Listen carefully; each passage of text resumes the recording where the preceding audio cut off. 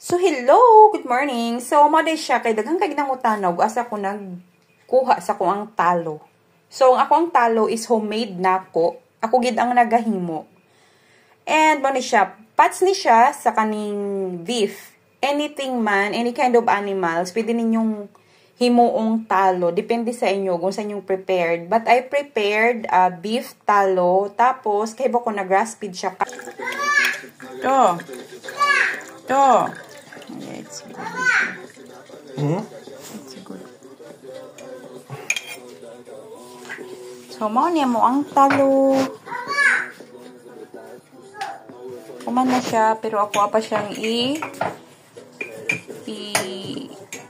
hawaon pa din siya bang mga something. Ang ako ang bana is na siya yung friend na nagatrabaho sa farm. So, mao ni siya. Mao ni akong first batch na gihimo na ako. Mainit-init pa siya. Tanawan ninyo, nag-crack pa siya kay warm pa lagi siya. Oo, warm pa siya. Di pa siya kay tiga. So, mao ni siyang ako ang homemade talo. So, mao ni nga akong gagamit sa cream DI. Pero, dili lang siya solo.